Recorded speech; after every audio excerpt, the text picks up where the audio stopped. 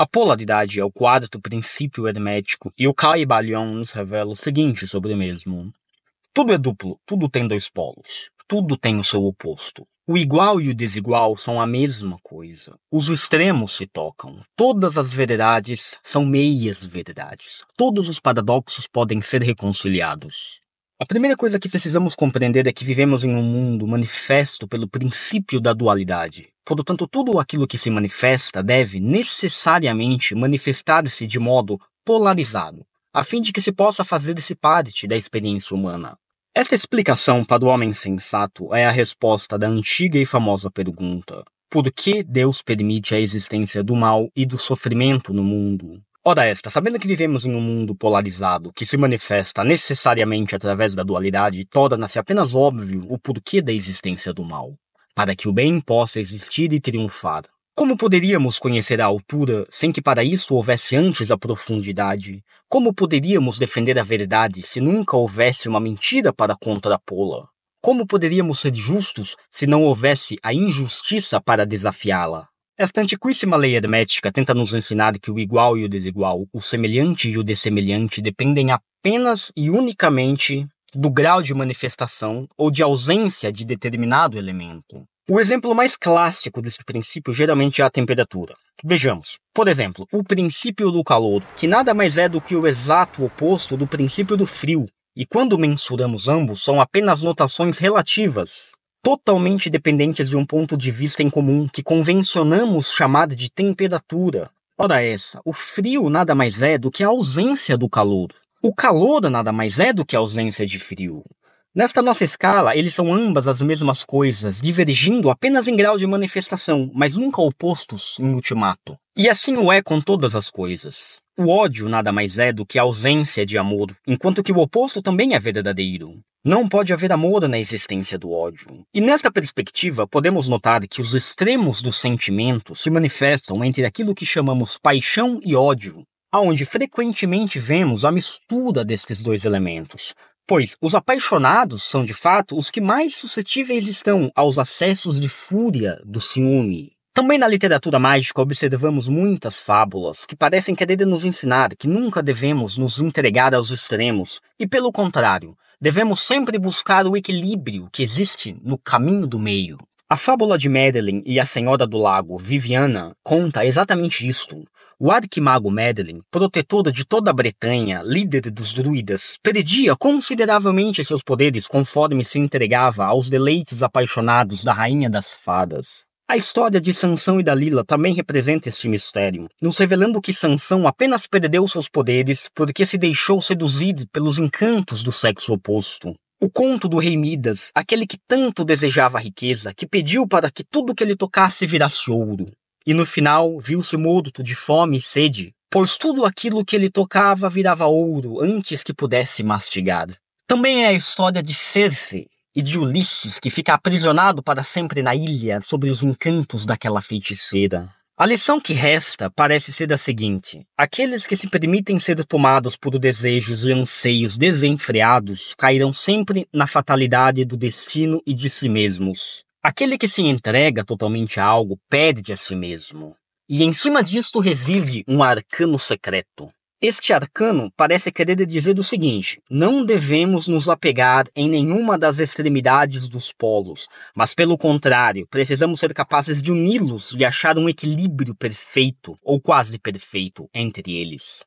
Diz ainda mais, que sendo ambos os polos a mesma coisa, com apenas uma diferenciação em grau, é indiferente a discussão da superioridade objetiva, pois cada observador possui um ponto de perspectiva diferente e relativo em relação a todos os outros. O que eu quero dizer com isto?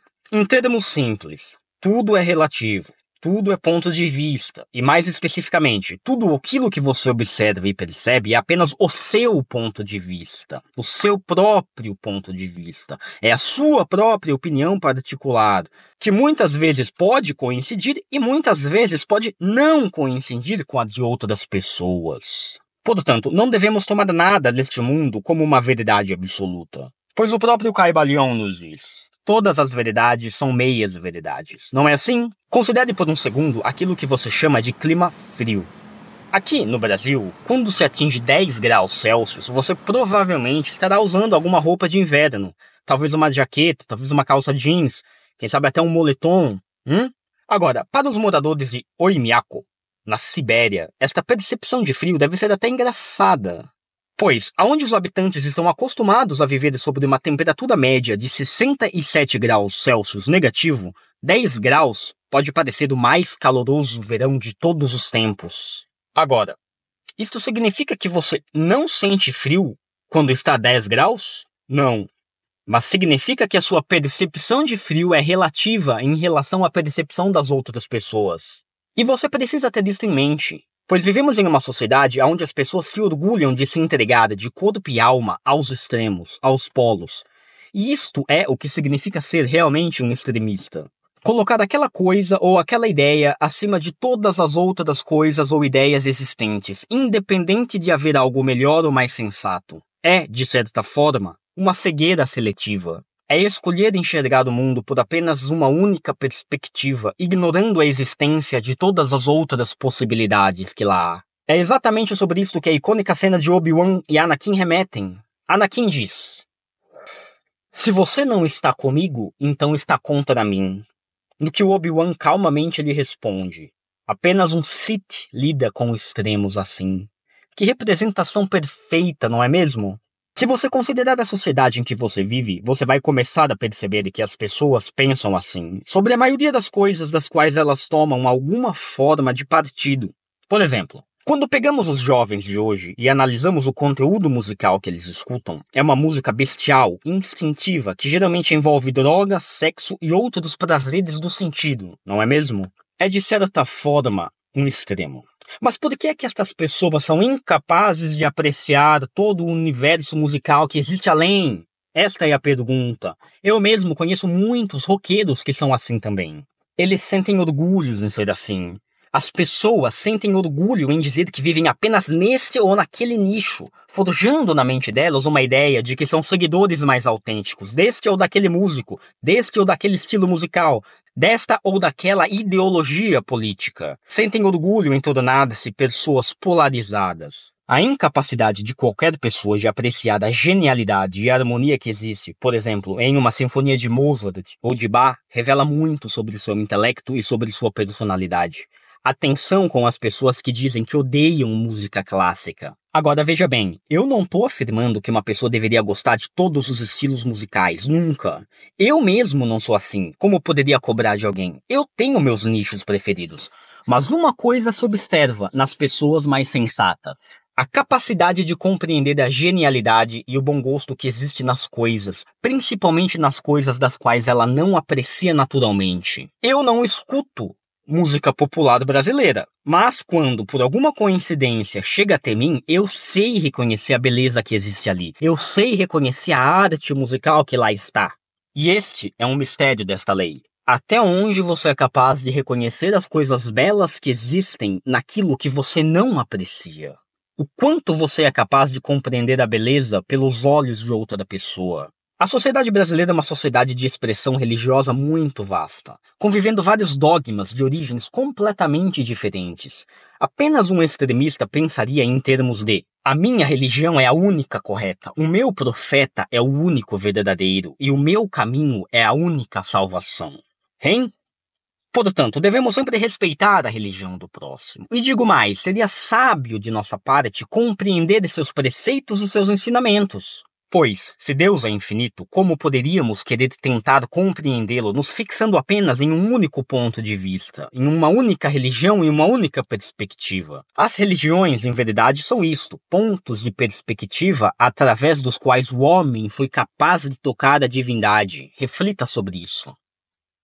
E que polarização existe de pior na nossa sociedade do que a polarização política? O que é mais deprimente do que milhões de pessoas brigando, discutindo, se matando por conta de uns 700 políticos que estão cagando e andando para todo mundo, que estão em constante trama de poder e influência, pensando apenas na sua reeleição? Como podem os bolsonaristas e os petistas acharem que existe alguma forma de polarização lá dentro? Os bandidos, verdade sejam dita, estão sempre juntos do outro lado.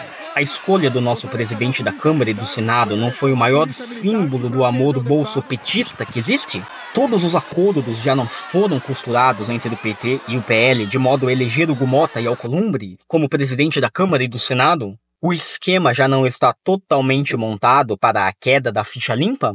Para o retrocesso da justiça e da lei e o retorno da corrupção? Apenas os mentecaptos polarizados em partidos políticos, apenas os militantes de cabeça oca acham que existe uma real oposição, uma real batalha, um antagonismo entre direita e esquerda. A maior oposição da história, dizem eles, e esta é que foi a real piada de mau gosto, não é?